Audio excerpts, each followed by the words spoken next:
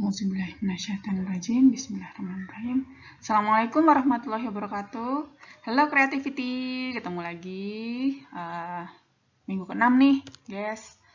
Ya, jadi alhamdulillah ya, 6 minggu kuliah online dengan segala suka dukanya, walaupun mata kuliah ini nggak meeting terus-menerus, tapi besar harapan kami materi yang kami sampaikan dapat kalian terima, dapat kalian pahami dengan sebaik mungkin. Baik, para calon arsitek, ya, arsitek to be, gitu ya.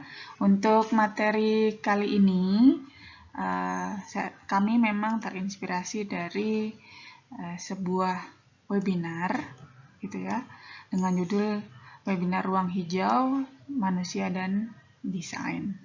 Gitu ya, dan kami memang meminta Anda untuk mencermati, menyimak webinar ini, gitu ya. Ini highlightnya. Jadi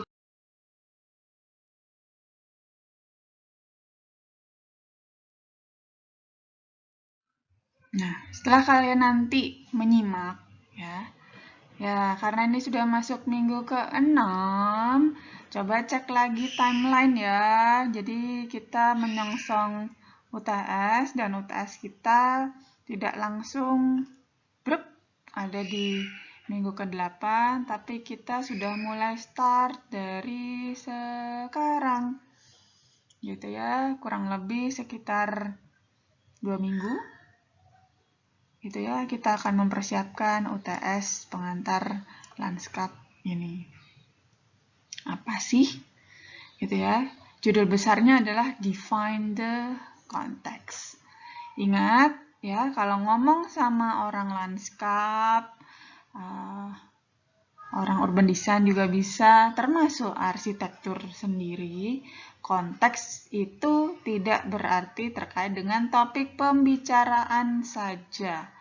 Tetapi konteks adalah tapak dan lingkungan.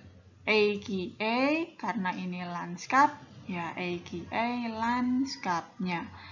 Tergantung skalanya, apakah skala mikro, meso, ataupun makro.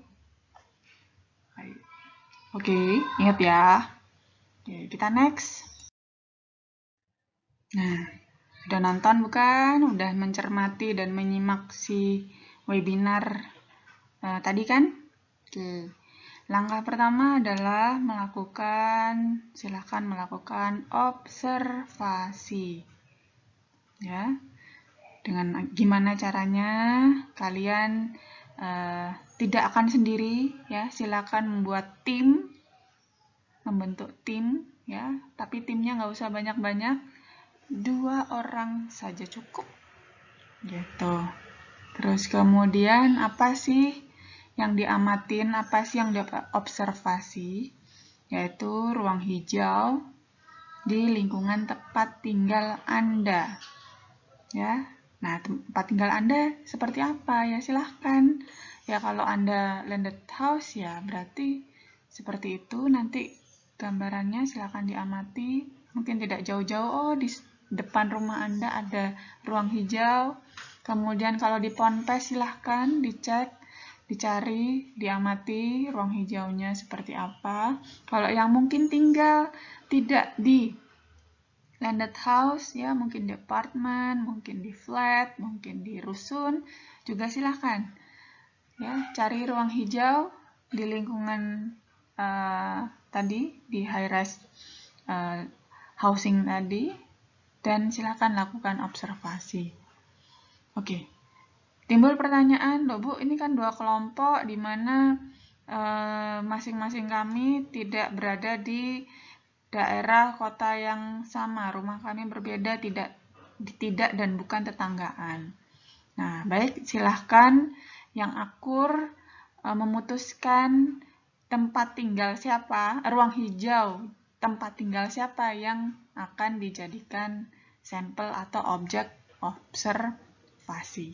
Atau objek tugas ya, lebih tepatnya. Seperti itu. Ya. Silahkan dikomunikasikan, didiskusikan ya, yang akur ya. Silahkan nanti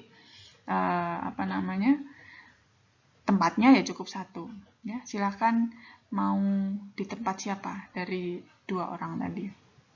Nah, kembali ke observasi.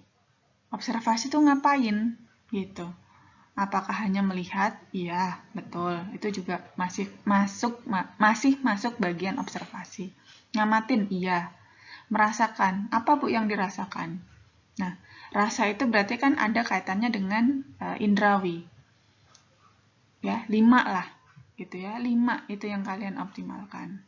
Ya, kalau yang 6 bisa jadi ada yang nggak punya ke-6 gitu. Gitu.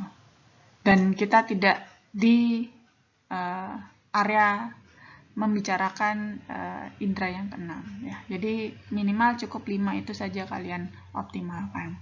Berarti paling tidak ada visual, penciuman, pendengaran, sentuhan, apa gitu. 1, 2, 3. Nah, kalau ada indera pengecap, ya silakan. Gitu. 5 ya, sudah. 1, 2, 3, 4, 5. Ya. Nah, silakan. Oh, visual. Oh, di sana ada view sawah, persawahan. Oh, view perkampungan. Nggak ada masalah. Jadi di sini bukan masalah keren-kerenan, jelek-jelekan. Enggak. Gitu ya. Memang apa kondisi real yang ada di situ. Ya, kemudian dari visual sudah penciuman ya, hidung. Gitu. Olfactory. Ya, silakan. Apa sih? Nih, yang ada, oh ternyata ada wangi-wangian, misal karena memang ternyata rumah kalian atau rumah yang dijadikan sampling itu bertetangga dengan nursery bunga yang aromatik gitu ya, atau tanaman yang aromatik. Jadi wanginya memang aromanya aroma wangi gitu, seperti itu dan lain sebagainya. Ya silakan dicatat. Kemudian silakan dipelajari, kemudian tidak lupa dicatat. Hal yang diobservasi adalah overall karakteristik dari lanskap. Gitu. Nah, ini tahun ini mahasiswa DAI 4 sudah tidak asing.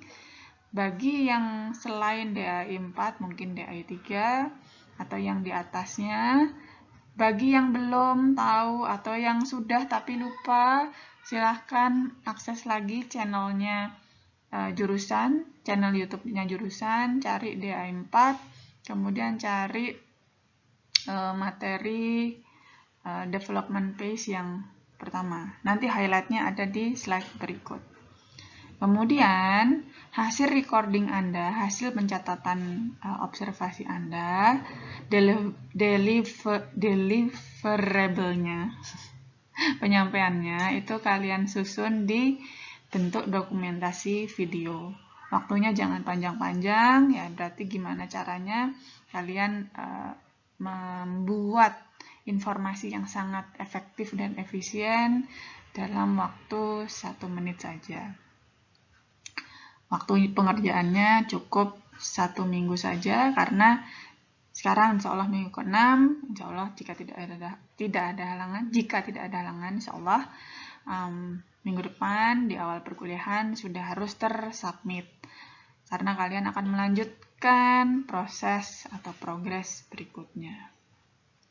Oke ya, materi yang ini nanti silakan cari di YouTube-nya DAI tadi ya. Maaf, maksudnya YouTube-nya jurusan, playlist-nya yang di DAI. Kalau masih bingung, nanti tanya dengan kakak tingkatnya.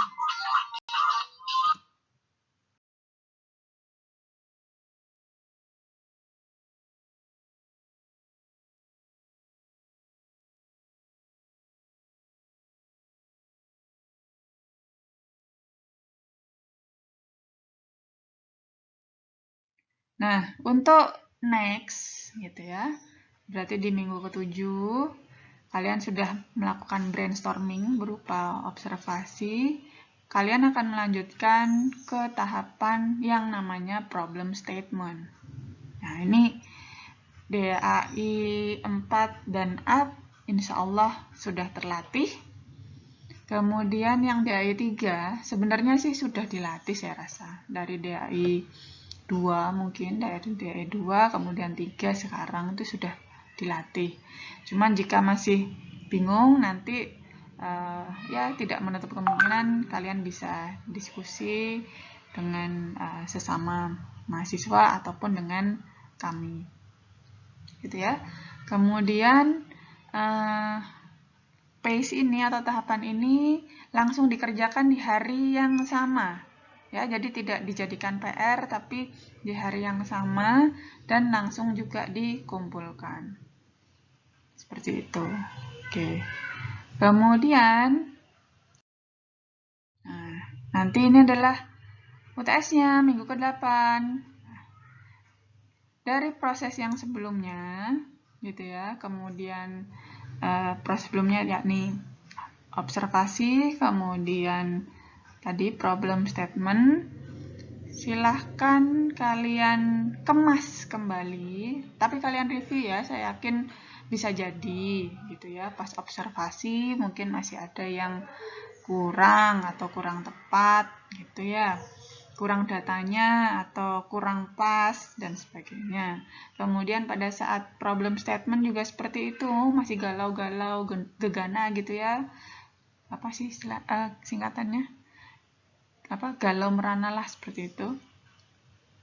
Kemudian nanti di minggu jadi kan dari minggu ke-7 ke minggu 8 kalian masih punya space waktu kan untuk memikirkan kembali, untuk mengevaluasi kembali 2 tahapan yang sudah kalian kerjakan.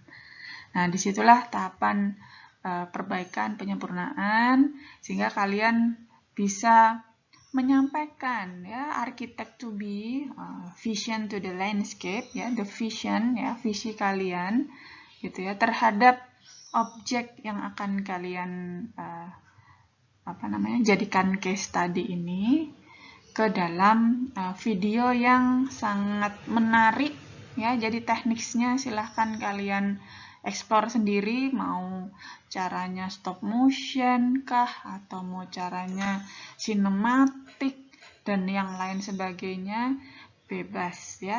Tapi tidak melupakan aspek utama yang paling penting adalah konten ya.